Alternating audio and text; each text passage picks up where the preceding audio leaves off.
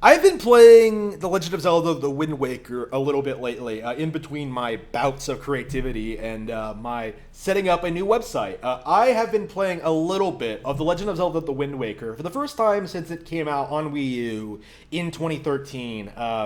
This is the first time I've replayed the game in years, and it's been so long since I played it last. I feel almost like I'm going into it a little bit fresh, similar to my feelings toward A Link Between Worlds.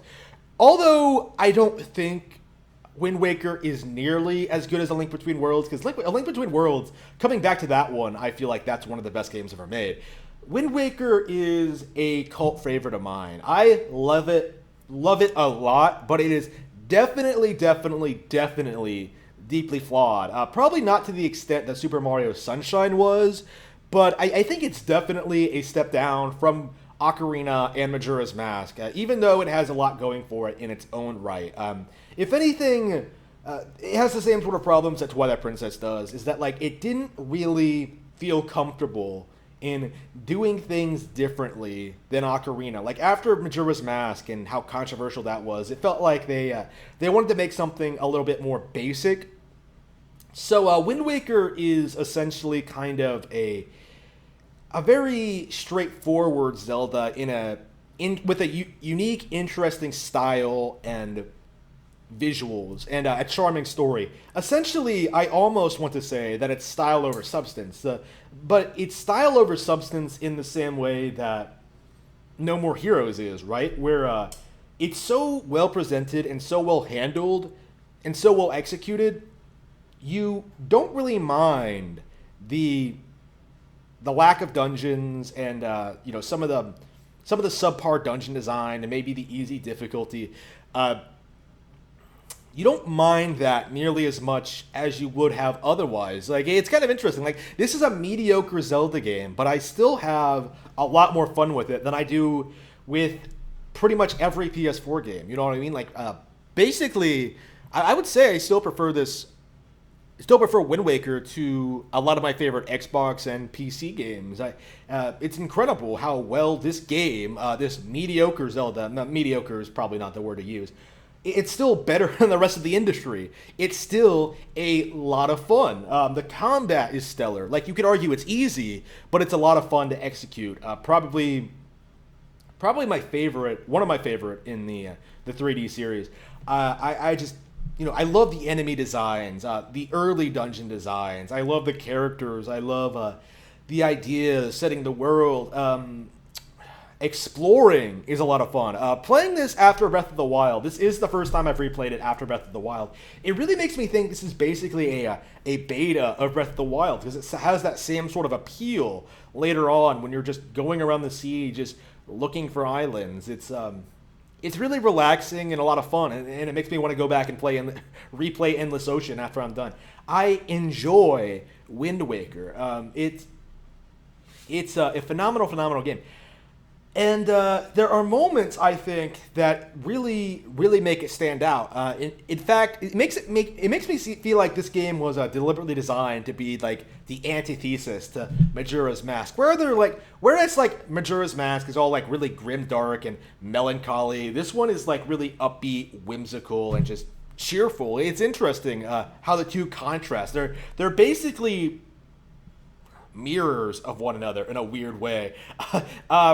Weirdly enough, they do the same kind of things. Like, they have more fleshed out NPCs, but Wind Waker makes it more charming and cute. There's no other way to put this. I was really surprised going back to this and doing some of the side quests, how much I love, like legitimately love, some of the NPCs in this game. Because it's not something I've thought about in a while. I guess in my last playthrough, I didn't really 100% it, but I went out, right, Windfall Island. There's a bunch of stuff going on, right? You have a bunch of characters. It's so bizarre. Like, you have all this stuff going on. You have characters falling in love with each other. You have, like, the bomb shot guy and his split personality. And you have my favorite, the riches to rags, the poor girl who was once wealthy, Mila. Probably my favorite side quest in the game, other than the pictograph one, which is really fleshed out. There's so much going on here. So, if you're not aware, if you don't recall, The Legend of Zelda begins, Wind Waker begins with your sister, being kidnapped by a giant bird alongside other girls. And of course, you see these other girls. You don't know a whole lot about them. You meet their parents on Windfall Island. Like, right? It's interesting because it establishes these girls as being real characters in this setting with like families and people who are worried about them and things like that. And then the pirates come and liberate these people, right? So you go in and save them, right? And Errol goes off with the pirates, but the girls are returned to Windfall, right? They go back, and Maggie, the poor girl, becomes incredibly wealthy due to basically investing, having some kind of a moblin boyfriend in the Forsaken Fortress, giving her gifts of really priceless skull necklaces that made her family extremely wealthy.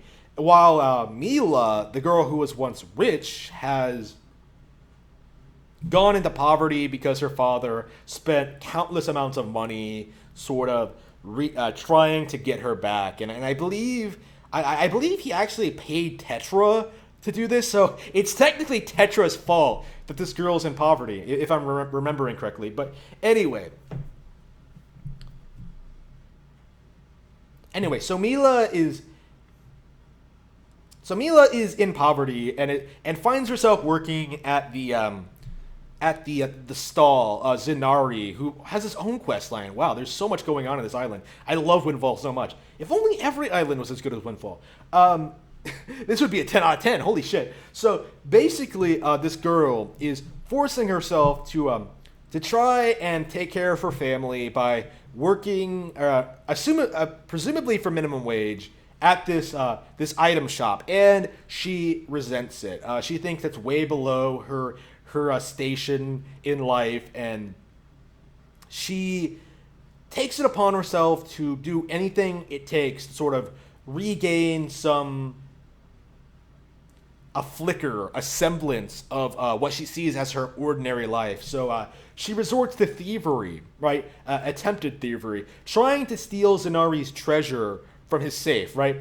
So Link essentially goes down.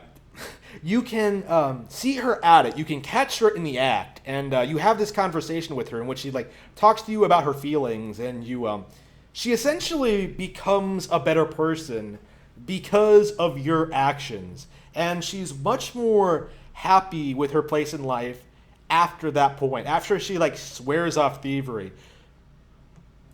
it was so compelling. It was so mind blowing. It was so impressive. I was very, very taken aback by just how much I loved this storyline and its resolution, and what happens after that. She gets more jobs, and she seems to be committed to working her way out of poverty, and I'm sure she's going to do it. That was one of the things that pissed me off when I was younger. Why can you not find her at night at her other job? What is she doing?